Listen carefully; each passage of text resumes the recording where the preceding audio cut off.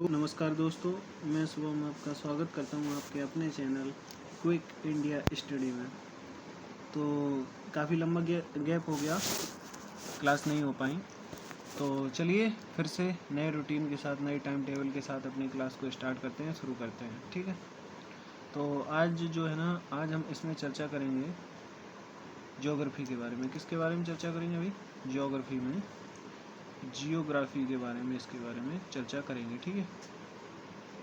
अब इसमें हम क्या क्या देखेंगे, देखो पहले तो ये समझ लो इसमें हम क्या देखेंगे। इस ज्योग्राफी की सीरीज़ में, एक सेकंड इसका कलर चेंज कर लें। ठीक है, अब ठीक है। देखो इस ज्योग्राफी की सीरीज़ में हम दो तीन चीज़ें देखेंगे। क्या क्या देखेंगे? नंबर एक यहाँ पे देखेंगे, नंबर दो, देखो दो तरह से हम इसको पढ़ेंगे। नंबर एक पे देखेंगे हम भारत का भूगोल। किसका भूगोल? भारत का भूगोल।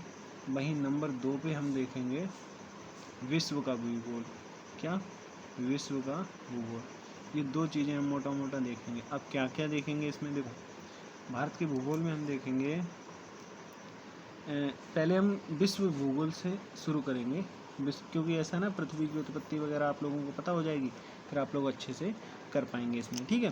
तो देखो सबसे पहले क्या करेंगे, हम विश्व भूगोल के बारे में हम चर्चा करेंगे। विश्व भूगोल, इसमें हम क्या क्या देखेंगे? देखो नंबर एक में हम देखेंगे पृथ्वी।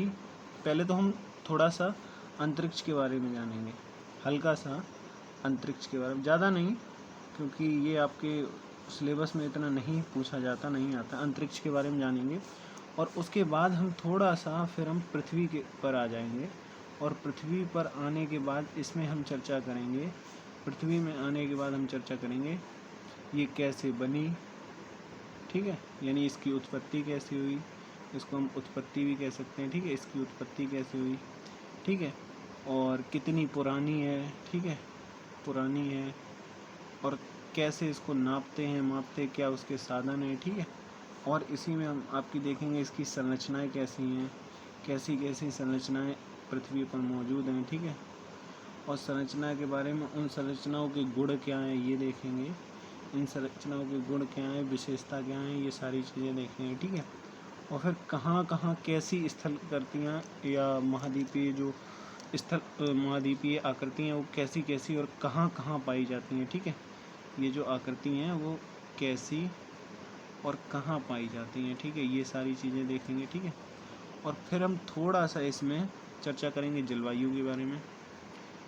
जलवायु कैसी है, कैसी नहीं है पूरे विश्व में। ठीक है, और जलवायु के अंदर हम सब टॉपिक में पढ़ लेंगे। हल्का सा कृषि, कृषि के बारे में जान लेंगे। इसी में हम वर्षा पढ़ेंगे।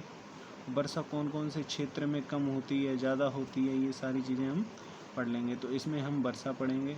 ठीक है, सारे वन वगैरह सब हम इसी में पढ़ेंगे। ठीक है, जितने भी वन, घास हुई, वन पढ़ेंगे, घास पढ़ेंगे, घास के मैदान वगैरह सारी चीज़ें हम इसमें पढ़ेंगे। ठीक है, और ये जो हमने अभी बताया था संरचना में, इसमें हम क्या क्या पढ़ेंगे? इस संरचना में हम पढ़ेंगे जैसे पर्वत है।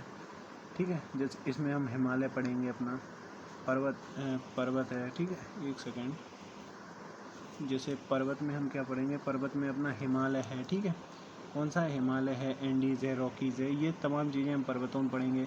पठार पढ़ेंगे इसी में क्या पढ़ेंगे?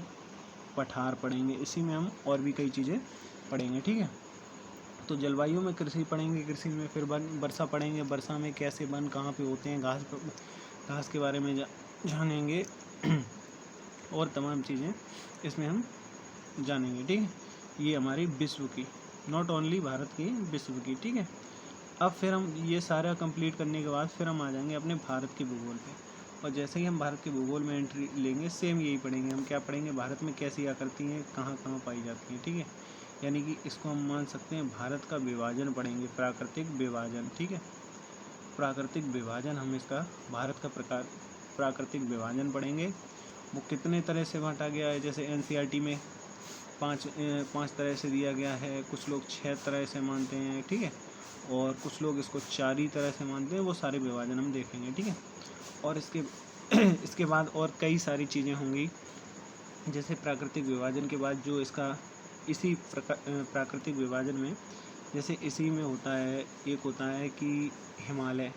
ठीक है, यानी पर्वतीय वाला हिस्सा। एक होता है इसमें पठारी वाला हिस्सा। ठीक है, वो सारी चीज़ें पढ़ेंगे, पठारी वाला हिस्सा।